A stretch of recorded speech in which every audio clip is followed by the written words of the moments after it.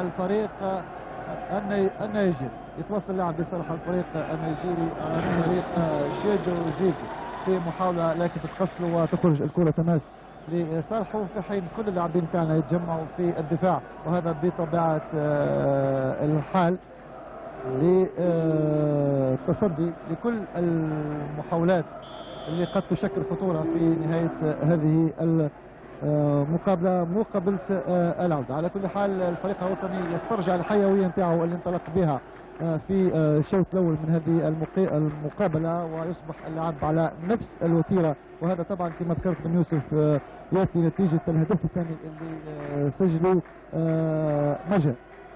تفضل مخلوف.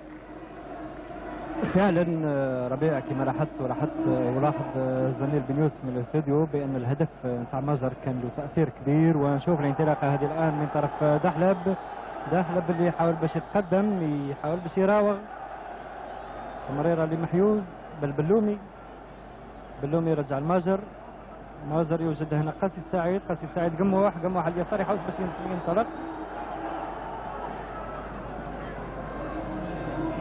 منصوري قموح ومخالفة ضد قموح لصالح نوصي.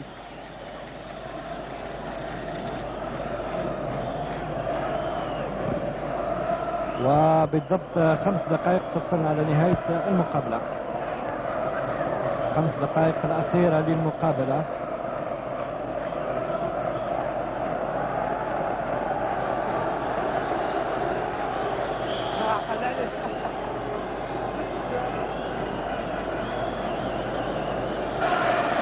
نترك الجماهير أو الجمهور المتفرج مع هذه الخناجر الملتهبة اللي ما هدأتش لحظة واحدة منذ انطلاقة المقابلة تشجيعا لعناصر الفريق الوطني الجزائري اللي سجل هذا الفوز الباهر. نتركها مخلوف وهي تعبر عن فرحتها أمام هذا الانتصار الثمين اللي حقه فريقنا الوطني الجزائري أمام خصمه الفريق النيجيري ذهابا وإيابا.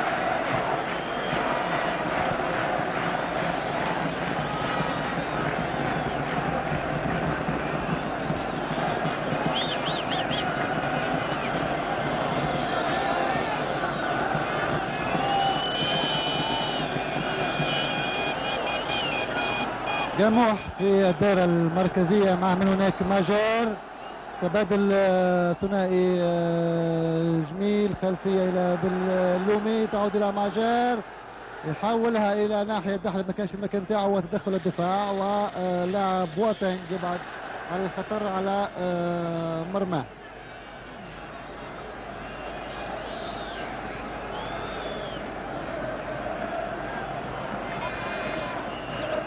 وهكذا تصبح مهمة عناصر الهجوم الفريق النيجيري صعبة جدا بعد الرصيد الكبير مع الأهداف لصالح فريقنا الوطني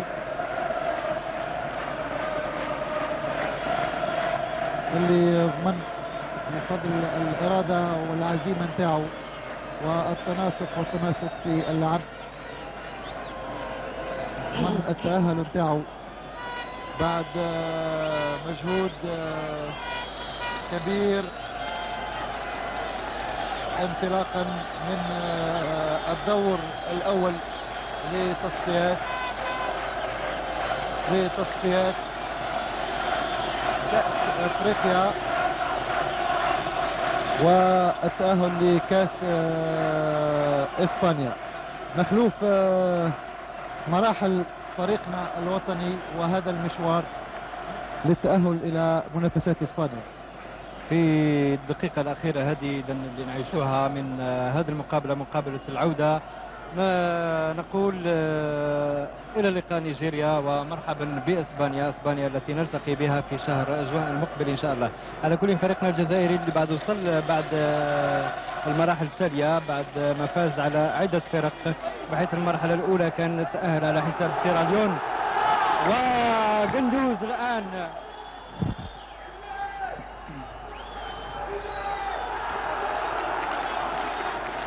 وهكذا تشوفوا كثرة المراوغات والاعتماد على النفس بين قموح وقندوز. ضيع منهم هدف وهدف ثمين قموح اللي كنا نشاهدوه على الصورة. قموح مخلوف غير راضي على الخلفة تاع قندوز كما لاحظناه في الصورة. على كل نشاهد البالونات تتصاعد الآن في سماء ملعب 17 جوان. ونذكر مرة أخرى بالمراحل قلت اللي اجتازها فريقنا الوطني، أو نتابع اللقطة أحسن. اللقطة جميلة، ومرة أخرى بلومي هذا اللي يدخل على الجهة اليسرى، تمريرة ناحية من وخروج الحارس.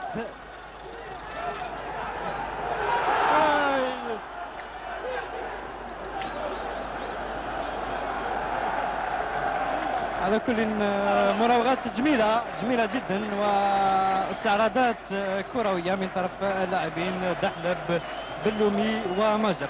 وكل لاعب مخلوف يحب يضيف هدف ثالث، دحلب وماجر وبلومي وقموح. على كل نعود للمراحل اللي اجتازها فريقنا الوطني، والحكم يفاجئني بنهاية المقابلة، نهاية مراحل التصفية على كأس العالم اللي شهدت انتصار فريقنا الوطني الجزائري اللي يمثل القارة الإفريقية في شهر جوان المقبل. في